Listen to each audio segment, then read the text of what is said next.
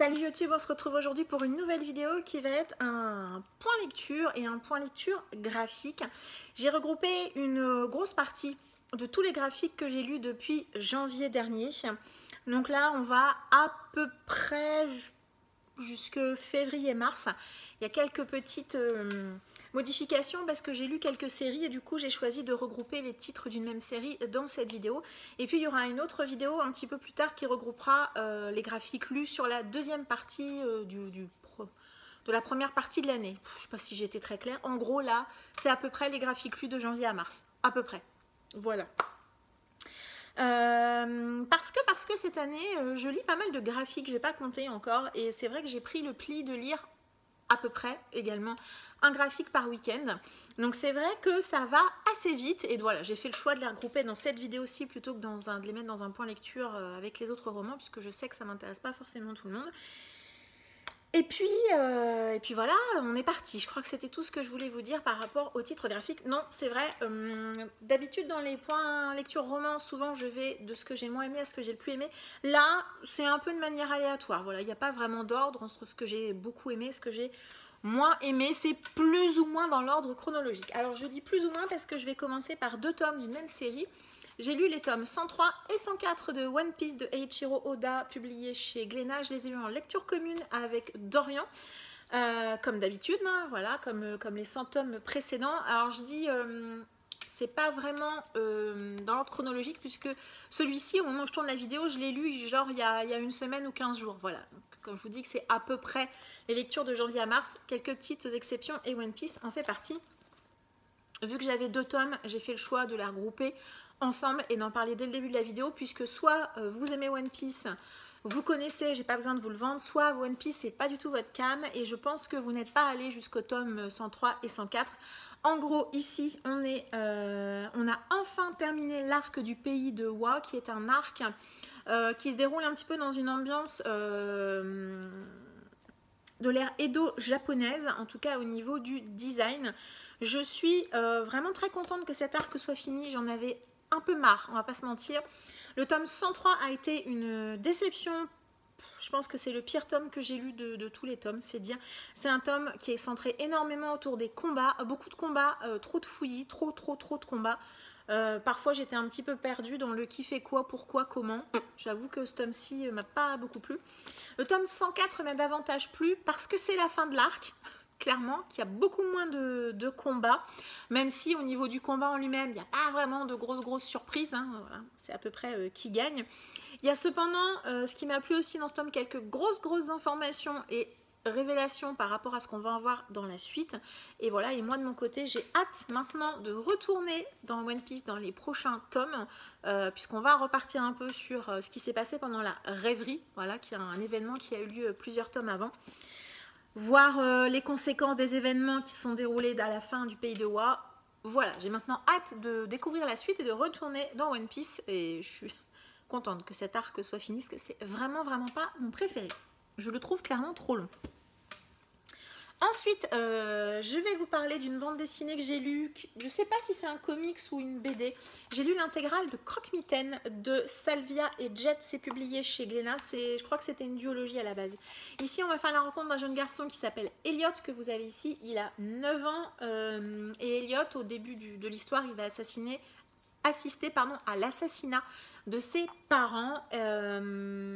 Et du coup, il va s'enfuir et il va tomber sur cet homme-ci, voilà, qu'il va décider de le protéger.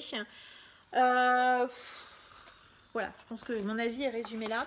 J'ai bien aimé les dessins, j'ai bien aimé l'ambiance de l'histoire, j'ai bien aimé la mythologie des croque-mitaines développée. J'ai trouvé ça assez original, je l'avais vu nulle part, vraiment tout un univers autour de ces espèces de monstres qui sont les croque-mitaines. Un univers qu'on pourrait presque développer dans des séries un peu plus longues. Mais j'avoue que l'histoire en elle-même, elle ne m'a pas touchée. J'ai pas ressenti d'émotion. Voilà, cet enfant, il perd quand même ses parents. Ça devrait être quelque chose d'horrible. Voilà. Mais franchement, ça m'a pas... Moi, j'ai pas été touchée. J'ai trouvé que les scènes de combat par moments étaient un peu brouillons. On avait un petit peu du mal à savoir ce qui se passait dans les événements enchaînés. Voilà, le point fort c'est le dessin, l'ambiance générale, l'univers créé, et puis on a des planches par moment qui sont vraiment, vraiment très très belles. L'ambiance générale, elle est vraiment belle. Alors je me dis, peut-être qu'une série, peut-être une série plus longue, ça aurait été mieux, je sais pas. En tout cas, moi, pour moi, c'est un flop, et franchement, si vous voulez la lire en bibliothèque, je pense que ça, pour découverte, pourquoi pas. Mais franchement, elle ne me marquera pas, et je ne vais pas la garder non plus. Donc voilà, un petit flop. Une autre bande dessinée sur laquelle je comptais beaucoup, et j'ai un avis un petit peu mitigé, c'est Ne m'oublie pas de Alix Garin. C'est publié chez Le Lombard. Ici, on va faire la rencontre de Clémence, c'est le personnage que vous avez ici. Et elle a sa grand-mère qui est là, qui souffre de la maladie d'Alzheimer. C'est un roman, pas du tout une bande dessinée, qui va parler de la maladie d'Alzheimer. Et un jour, Clémence, pour une raison que je ne vais pas forcément vous raconter, elle va se retrouver à emmener sa grand-mère, et elles vont partir dans un espèce de road trip toutes les deux. Voilà, donc j'ai trouvé cette BD touchante, c'est vrai. Un point de vue de la maladie assez intéressant. Du coup, on va se positionner du point de vue de la famille, hein, de ceux qui doivent s'occuper de nos anciens qui sont malades, de la douleur que ça peut engendrer, des disputes et des différences d'opinion que ça peut engendrer dans les familles par rapport aux choix que l'on doit faire, hein, pour s'occuper dignement de nos anciens. Les dessins sont très jolis, j'ai bien aimé le découpage aussi, j'aime bien la simplicité qu'on a dans certaines planches. C'est vraiment très très doux, et je trouve que, voilà, que pour parler d'un sujet aussi difficile que la maladie d'Alzheimer, je trouve que les couleurs sont bien choisies. Je trouve que voilà, ça sert bien le propos de l'histoire. C'est une bande dessinée aussi où il y a peu de dialogue, donc ça peut se lire très très vite. J'aime beaucoup cette planche, tiens. Voilà. Qui êtes-vous? C'est très joli. Très bien, je trouve qu'on voit bien la puissance qu'on peut ressentir quand quelqu'un que vous aimez profondément ne vous reconnaît pas. Je trouve ça très bien fait et très beau. Donc une bande dessinée où il y a peu de dialogue, comme je disais. Il faut vraiment prendre, c'est une bande dessinée où vraiment on va prendre le temps de la lire, de la découvrir, de regarder les planches, voilà, c'est vrai que c'est une bande dessinée où on va prendre le temps. C'est pas une bande dessinée qu'on va lire en 5 minutes comme ça. On peut tourner les planches à toute vitesse, mais je pense qu'on y perd beaucoup. Le message, il est assez classique, on va dire, hein, l'importance de la famille, l'importance de la valeur de la vie, et forcément, on va parler du temps qui passe. Mais tout ça mis bout à bout, je crains que j'oublie cette bande dessinée, en fait. Elle ne m'a pas marquée, je ne saurais pas forcément vous dire pourquoi. Je trouve qu'elle a beaucoup de qualité, mais moi je suis un peu restée de marbre sur cette lecture, alors que c'est typiquement le genre de BD et de thématique qui pourrait énormément me toucher, mais non, je suis restée assez distante malgré tout. Mais bon, voilà, je peux quand même vous conseiller de la découvrir, surtout si vous avez dans votre entourage, pourquoi pas des gens qui ont la maladie d'Alzheimer. Je pense que ça peut être intéressant de la découvrir. Et alors, pour le coup, moi, j'ai pas de gens malades dans mon entourage. Je ne sais pas si c'est très réaliste ou pas, mais j'ai apprécié quand même de voir ce côté, du côté de la famille, et de voir comment les familles peuvent traiter ça et peuvent le ressentir et le vivre, et les discussions que ça peut donner, que ça peut entraîner dans les différentes familles. Bref, vous avez compris. Voilà, je suis un peu entre deux eaux, je vois les qualités qu'elle a, mais malheureusement, j'ai pas été particulièrement touchée. Il n'y a pas vraiment de raison à ça, si ce n'est que voilà, avec moi, ça a moyennement fonctionné. Mais je sais que c'est une BD qui a des excellentes notes, et je doute pas qu'elle plaira au plus grand nombre. Juste moi, malheureusement, je suis un petit peu restée de marbre. C'est un petit peu dommage. Ensuite, je vais vous parler, alors là, un peu comme One Piece, je vais vous parler d'une série que j'ai lue depuis un petit moment. Je vais essayer de vous mettre ça dans l'ordre, puisque j'ai lu les 5 premiers tomes, hop là, de l'édition Perfect, et ils sont à l'envers, de vous l'avez probablement reconnu, City Hunter de Tsukasa Ojo. Donc j'ai lu les 5 tomes, ce qui équivaut à peu près aux 10 premiers tomes de la série City Hunter. Si jamais vous ne connaissez pas, donc c'est édité chez Panini Manga. Si jamais vous ne connaissez pas City Hunter, c'est Nicky Larson pour les plus âgés d'entre vous. Et pour les autres, City Hunter, c'est un homme qui s'appelle Ryo Saeba. Il est assassin, pourrait-on dire. Et il habite Tokyo. Il a pour adjointe une jeune femme qui s'appelle Laura dans la version française et Kaori dans la version originale. Et bien voilà, des femmes l'embauchent pour être garde du corps, voilà. Et chacune des histoires de Nicky Larson va mettre en avant une femme, puisque Nicky Larson est un homme qui aime énormément les femmes, beaucoup trop d'ailleurs. Va mettre en avant une femme qui dans un univers particulier et voilà, il va solutionner à la fois son problème, mais pas forcément comme cette femme le pensait au démarrage. Voilà. Donc sur ces 5 tomes, mon avis est globalement similaire sur tout. Déjà à chaque fois, pour moi, j'ai un grand plaisir à retrouver Ryo Saeba et City Hunter. City Hunter, c'est son nom d'assassin, on va dire. Parce que moi j'ai regardé Club Do quand j'étais jeune et ado, et j'aime beaucoup l'animé de Nicky Larson. Je les ai beaucoup regardés, j'en ai même vu un certain nombre en version originale. J'aime beaucoup cette série. Donc déjà j'ai toujours le plaisir de retourner, j'ai un peu l'impression de rentrer à la maison quand je prends un titre de Nicky Larson. Si vous avez vu les versions, si vous avez vu l'animé, vous n'aurez pas beaucoup de surprises dans la version papier, puisque jusqu'à présent en tout cas je n'ai vu que des histoires que je connaissais qui sont adaptées dans la version animée. Donc il n'y a pas beaucoup de surprises. Il y a cependant une petite différence par rapport à l'animé, c'est que dans la version manga c'est déjà beaucoup plus sanglant, beaucoup plus violent, mais surtout beaucoup plus sexualisé que dans l'animé. On a énormément de blagues qui tournent autour de l'entrejambe de Ryo Saeba, puisque je vous ai dit qu'il aimait énormément les femmes, mais il en est même carrément obsédé. Tout tourne autour de son mokori. Je vous laisse imaginer ce que peut être cet organe. Et voilà, c'est vrai que dans l'animé, c'est pas aussi présent que ici. Ici, il y a vraiment énormément de blagues en dessous de la ceinture, beaucoup d'allusions. Pas que des allusions d'ailleurs, beaucoup de scènes à connotation sexuelle, beaucoup de fois où Nicky saigne du nez, beaucoup de fois où il essaie de voir les femmes nues, de les draguer, où il fait des allusions, etc. C'est extrêmement présent, et bien plus que dans l'animé, en tout cas dans mes souvenirs. Je n'ai pas souvenir que c'était aussi présent dans la version animée. Donc voilà, on pourrait trouver que ça peut être répétitif, hein, puisque finalement on a une histoire, une femme. Alors l'histoire de chacune des femmes qu'il rencontre, ça peut être sur... C'est d'ailleurs, plus on avance dans les tomes, plus les chapitres sont, plus il y a de chapitres pour une même histoire. Et puis il arrive quand même à se renouveler à la fois dans les thématiques et puis dans les environnements, puisqu'on va avoir une infirmière, on va avoir une femme de boxeur, une actrice, une autre actrice d'ailleurs, une idole plutôt.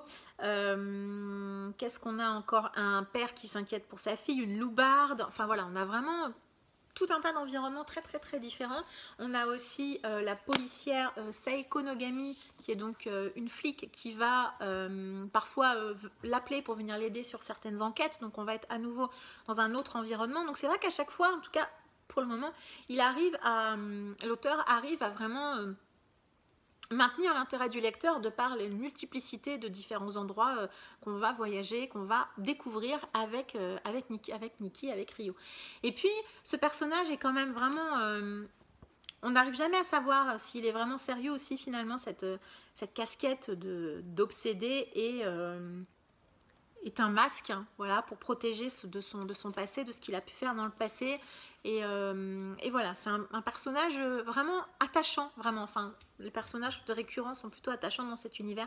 Beaucoup d'humour également. Et puis, moi, alors j'ai pris le tome 3. Je vais essayer de voir si je peux faire ça. J'aurais dû le faire avant. Youtubeuse en carton. Donc, dans le tome 1, on a déjà un dessinateur qui dessine, mais... déjà très bien. On a déjà des très belles planches. Faut pas oublier que ça date quand même de fin 80, je pense. Ouais, c'est ça, 85.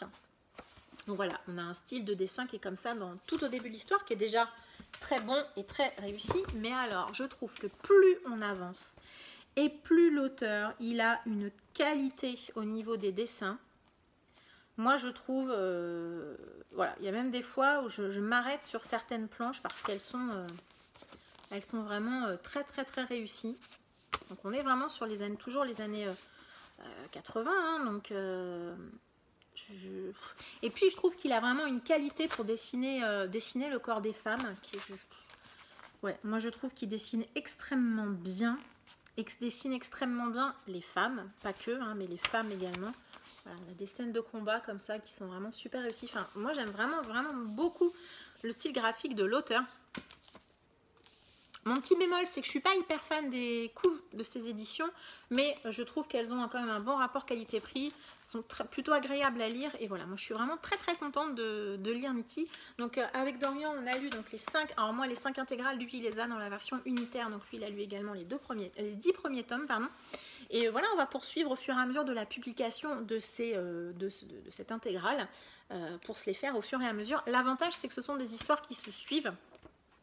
À l'intérieur d'un tome, il y a une petite ligne directrice qui traîne, mais vraiment elle est voilà, le fait de lire à plusieurs mois d'écart, ça va pas être du tout un problème. Voilà, moi je suis ravie, et si jamais vous connaissez pas, je peux que vous le recommander.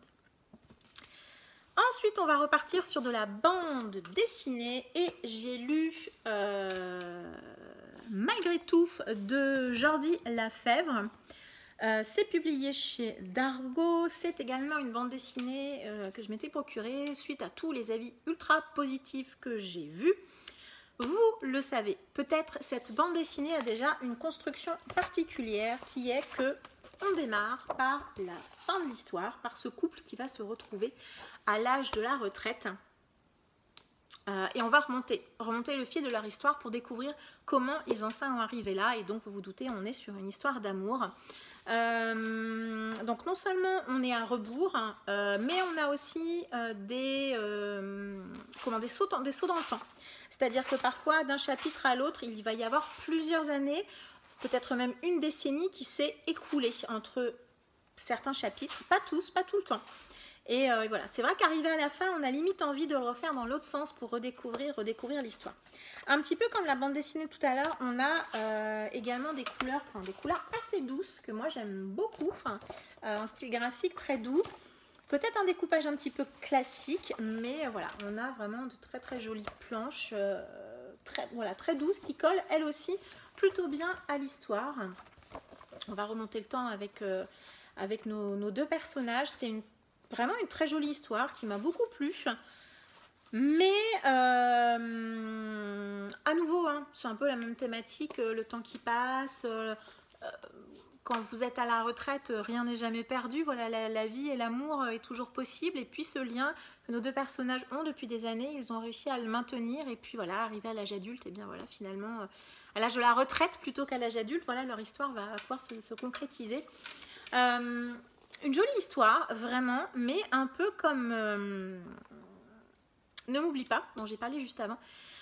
Moi, je suis un peu restée à quai. J'ai pas été aussi touchée que d'autres. Alors, est-ce que j'en avais tellement entendu d'avis positifs que je m'attendais à un truc incroyable, alors que finalement, l'histoire, elle est très jolie, hein, vraiment très très jolie, mais aussi très simple.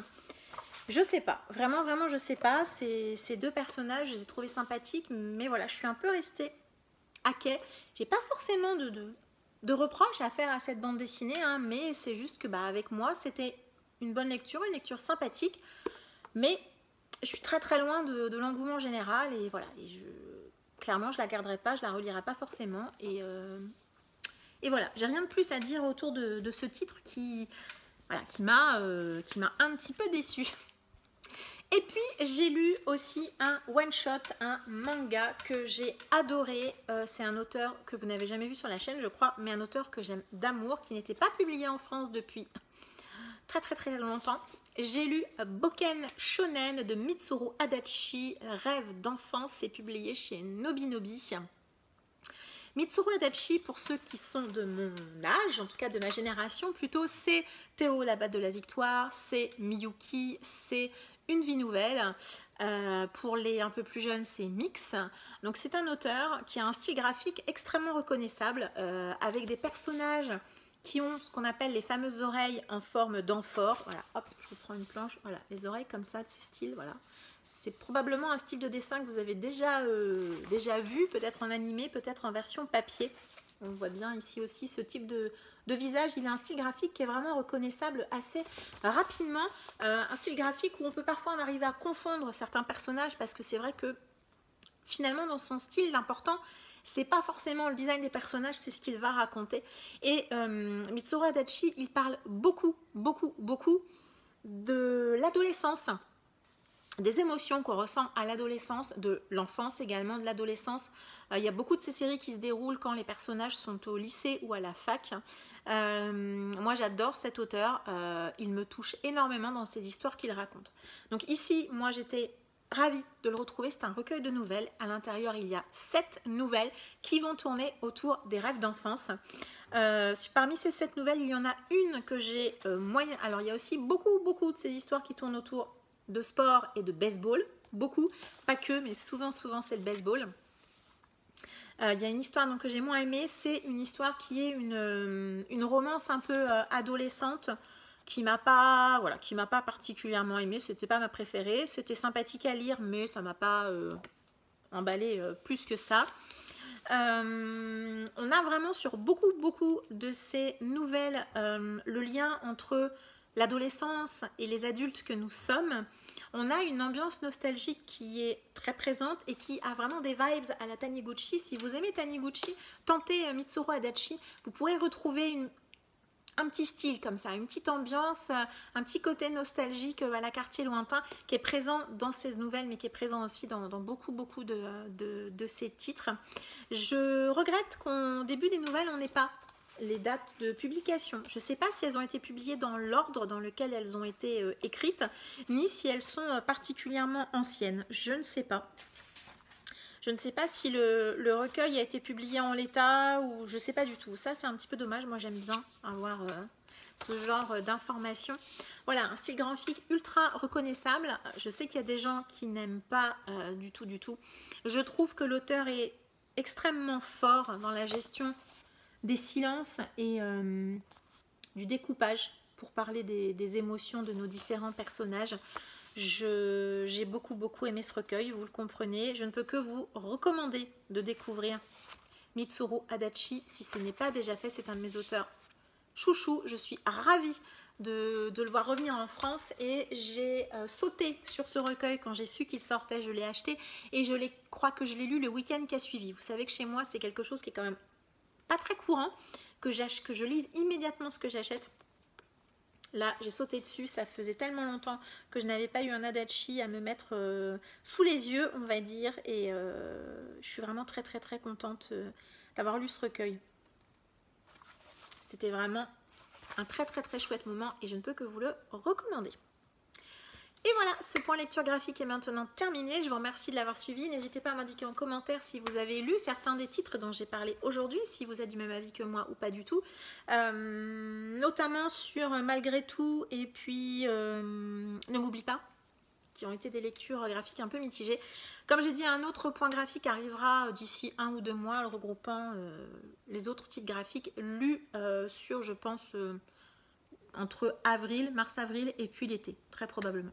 Voilà, merci de m'avoir suivi jusqu'ici, je vous souhaite une très agréable journée et je vous dis à très bientôt.